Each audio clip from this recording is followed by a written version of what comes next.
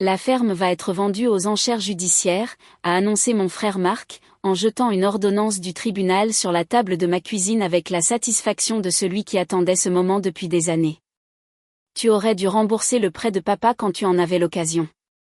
Ma mère se tenait derrière lui, les bras croisés, murmurant à ma tante Martine, elle va enfin apprendre ce que signifie avoir des responsabilités. Peut-être que tout perdre lui enseignera ce que nous n'avons pas réussi à lui inculquer.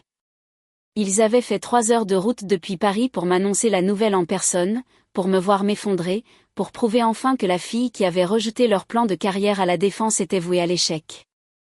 Ce qu'aucun d'eux ne savait, ce que personne en dehors de mon réseau soigneusement cultivé ne comprenait, c'est que la ferme en difficulté qu'ils venaient saisir était en réalité le fournisseur exclusif de tous les restaurants étoilés au guide Michelin de la région parisienne, avec des contrats valant plus que ce que le cabinet d'avocats de mon frère ne gagnerait en une décennie. Le prêt qu'ils prétendaient que je devais était de 30 000 €. Le chiffre d'affaires annuel de ma ferme s'élevait à 2,1 millions d'euros, mais ma famille l'ignorait car ils ne m'avaient jamais posé la question. Tu as 30 jours pour vider les lieux, a poursuivi Marc, sa voix de juriste dégoulinante de condescendance. L'expert foncier passera vendredi pour évaluer la propriété en vue de l'enchère. Ce qui restera après le règlement de la dette sera placé sur un compte de dépôt, mais vu l'état de cet endroit, je parie qu'il ne restera pas grand-chose. Il a fait un geste méprisant vers la vue par la fenêtre de ma cuisine, des rangées de serres entretenues avec soin, des champs de légumes anciens, et les installations à atmosphère contrôlée où je faisais pousser des ingrédients que les chefs payaient à prix d'or. Pour Marc, ce n'était que de la boue et du plastique. Je n'ai jamais accepté de prêt, ai-je dit calmement. Les registres de la succession de papa disent le contraire, a-t-il rétorqué. Il t'a prêté 30 000 € pour tes frais de lancement il y a 6 ans. Les intérêts ont couru. Tu dois maintenant 42 000 € à la succession, et comme maman est l'exécutrice testamentaire, elle m'a autorisé à recouvrer la créance. J'ai regardé ma mère. Maman, papa m'a donné cet argent comme un cadeau. Il a dit qu'il voulait investir dans mon rêve. Il n'y a jamais eu d'accord de prêt. Ton père était trop indulgent avec toi, a répondu ma mère sans croiser mon regard. Il a encouragé tes folies. Je corrige cette erreur en saisissant ta ferme, pour t'apprendre les conséquences de tes actes. Elle m'a enfin regardé, son expression mêlant ce mépris et cette déception que j'avais connue toute ma vie. Tu as choisi de jouer dans la terre au lieu de bâtir une vraie carrière. Tu as rejeté toutes les opportunités que Marc et moi t'avons offertes. Maintenant, tu vas voir ce qui arrive quand la fantaisie se heurte à la réalité. J'aurais pu les affronter sur le champ. J'aurais pu sortir les contrats, les bilans financiers, les témoignages de clients prestigieux. J'aurais pu leur montrer exactement à quel point ils se trompaient. Mais je ne l'ai pas fait, car j'avais appris depuis longtemps que ma famille ne réagissait pas aux paroles. Ils ne comprenaient que les preuves irréfutables, publiques et impossibles à ignorer. L'expert vient vendredi, ai-je demandé. Vendredi matin, à 9 h, a répondu Marc d'un air suffisant. Je serai là pour m'assurer que tout se passe bien. Très bien. À vendredi alors. Ils sont partis convaincus d'avoir gagné, sans avoir la moindre idée de ce qui les attendait. Ma ferme, le domaine de la Vallée Verte, avait été bâti à partir de rien en 6 ans de travail acharné. Quand j'avais quitté mon poste de directrice marketing dans un grand groupe pour me lancer dans l'agriculture, ma famille avait réagi avec horreur.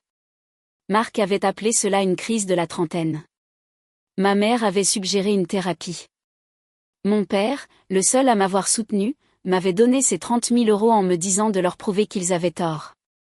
Il est mort 2 ans plus tard, sans jamais voir ce que j'avais créé, mais j'avais porté sa confiance en moi à travers chaque défi. Les premières années avaient été brutales. J'avais commis toutes les erreurs possibles, perdu des récoltes entières à cause de la météo ou des parasites. Mais j'avais appris et trouvé mon créneau. J'avais compris très tôt que l'agriculture de masse était une course vers l'abîme. Les grandes exploitations casseraient toujours les prix. J'avais donc pris la direction opposée, des produits de spécialité ultra premium impossibles à produire industriellement. Je faisais pousser des variétés de tomates anciennes oubliées depuis des décennies, je cultivais des micro-pousses si délicates qu'elles devaient être récoltées à la main, et j'avais développé des relations avec des collectionneurs de graines du monde entier. Mon carnet d'adresses ressemblait désormais au bottin de la haute gastronomie française, le Plaza Athénée à Paris, le Petit Nice à Marseille, et au total 13 restaurants 3 étoiles au Michelin, sans compter les épiceries fines et les chefs privés des grandes fortunes. Ma liste d'attente pour les nouveaux clients était de 18 mois. Pour obtenir mes produits, les chefs devaient signer des contrats garantissant des commandes minimales sur 2 ans. Mes carottes violettes, mes betteraves dorées et mes 12 variétés d'ail ancestral commandaient des prix qui auraient fait s'évanouir mes voisins agriculteurs traditionnels. Mais rien de tout cela n'était public. Je maintenais volontairement un profil bas, sans réseaux sociaux ni visite à la ferme. Mes clients appréciaient la discrétion, et moi aussi. Pour le monde extérieur, j'étais juste une femme avec une petite exploitation bio qui survivait probablement en vendant sur les marchés locaux. Pour l'industrie de la restauration, j'étais la fournisseuse la plus convoitée de France. Ma famille n'avait jamais cherché à savoir quelle version était la vraie, ils avaient supposé la première car elle confirmait leur certitude que j'étais une ratée. Le vendredi matin arriva, frais et clair. Marc est arrivé à 8h30, trop habillé dans un costume de ville ridicule pour une ferme en activité, accompagné de ma mère et de ma tante Martine, venue assister à mon humiliation. À 9h précises, un véhicule s'est garé dans l'allée. L'expert, Monsieur Morel, est descendu avec son carnet et son appareil photo. Mademoiselle Delacroix, je suis ici pour l'expertise judiciaire. Je vous en prie, faites comme chez vous, ai-je répondu. Marc s'est interposé immédiatement, le domaine fait environ 15 hectares. Maison ancienne, quelques hangars, infrastructures d'irrigation basique. La terre agricole dans ce secteur se vend environ 10 000 € l'hectare.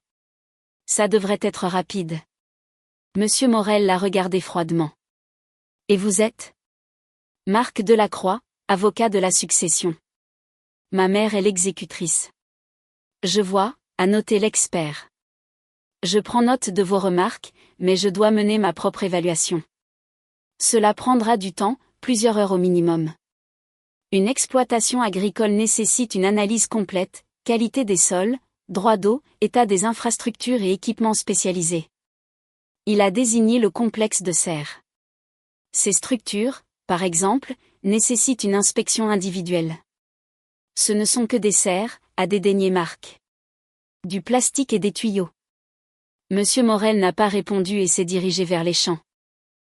L'évaluation a duré 4 heures.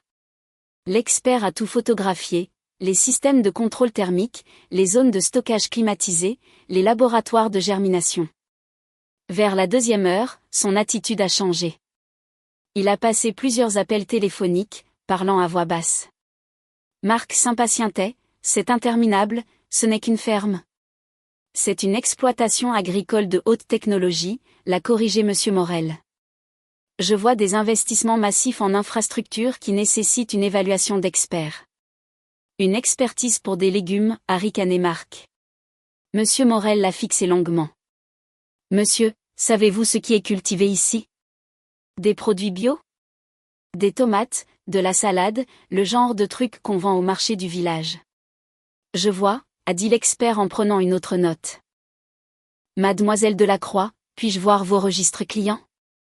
Je l'ai conduit à mon bureau, suivi par Marc et ma mère, enfin curieux. J'ai sorti le dossier des contrats actifs. Monsieur Morel a lu la première page, puis la 2e, avant de s'arrêter, stupéfait.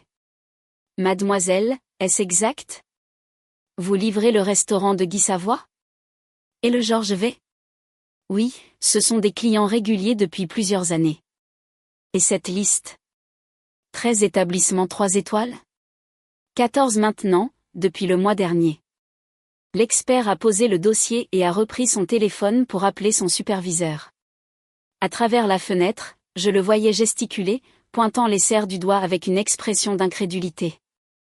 Marc est apparu sur le seuil. Qu'est-ce qui se passe ? Qu'y a-t-il dans ce dossier ?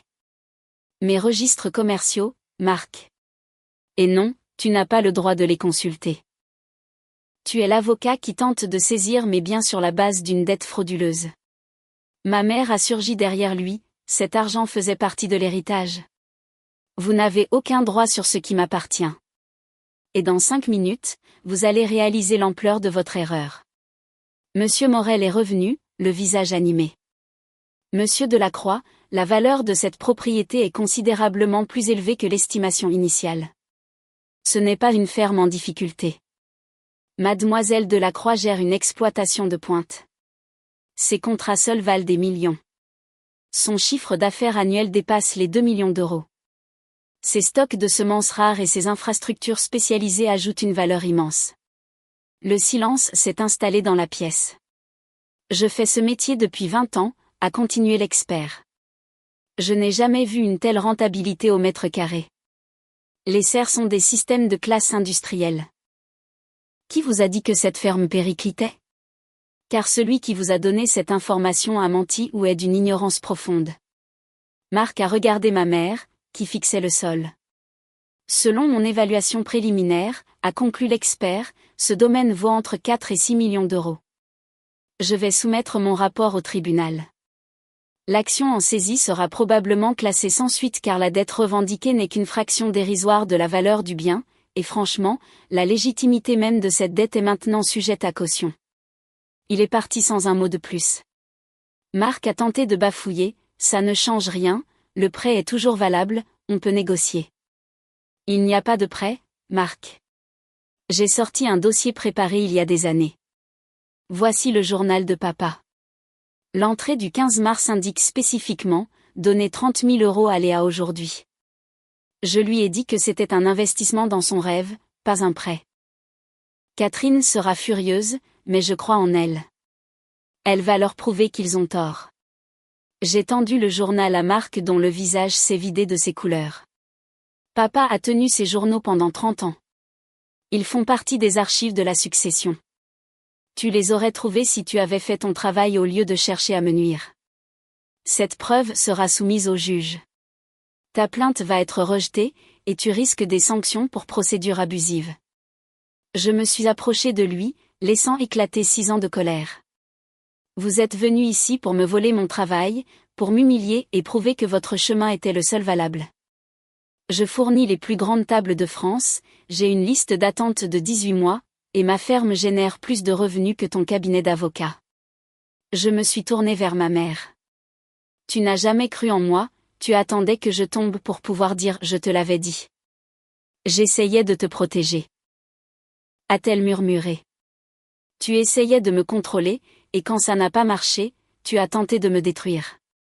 Papa croyait en moi, et tu as passé les 4 années depuis sa mort à essayer d'effacer tout ce qu'il représentait. Quittez ma ferme. Ne me recontactez plus. Si vous tentez quoi que ce soit d'autre, je répondrai avec toutes mes ressources, et comme vous venez de l'apprendre, elles sont considérables. Marc a ramassé ses papiers et est sorti sans dire un mot. Ma mère a hésité. Léa, je n'ai jamais voulu. Si, maman, tu as voulu chaque mot, chaque menace. Tu n'avais juste pas prévu les conséquences. Je ne suis pas ta fille à tes yeux, je suis un échec que tu voulais corriger. Adieu. Elle est partie et j'ai refermé la porte, seule dans ma cuisine, contemplant ce domaine que j'avais bâti de mes mains. 6 semaines plus tard, le tribunal a classé l'affaire, soulignant l'absence de preuves de la dette et les écrits de mon père. Marc a reçu un avertissement formel du barreau. J'ai décidé de changer une chose, j'ai engagé un attaché de presse et accepté des interviews pour des magazines culinaires et Le Monde. L'article titrait « La reine cachée de la gastronomie française ». J'en ai envoyé une copie à ma mère, non par vengeance, mais pour que la prochaine fois qu'elle dira que sa fille a raté sa vie, les gens puissent vérifier la vérité par eux-mêmes. La semaine dernière, Marc m'a écrit une lettre d'excuse personnelle, admettant qu'il avait cru aveuglément les dires de notre mère sans jamais me donner le bénéfice du doute. Il a reconnu que papa avait raison à mon sujet. Je ne suis pas encore prête à lui pardonner, mais je lui ai répondu qu'il pouvait venir visiter la ferme pour voir ce que j'ai réellement construit, s'il était prêt à faire des efforts. Ils appelaient ma ferme un échec, ils voulaient me la prendre pour une dette imaginaire, mais l'expertise a révélé un empire agricole au service des plus grands. Mon père a cru en moi quand personne d'autre ne le faisait, et maintenant, le monde entier sait qu'il avait raison.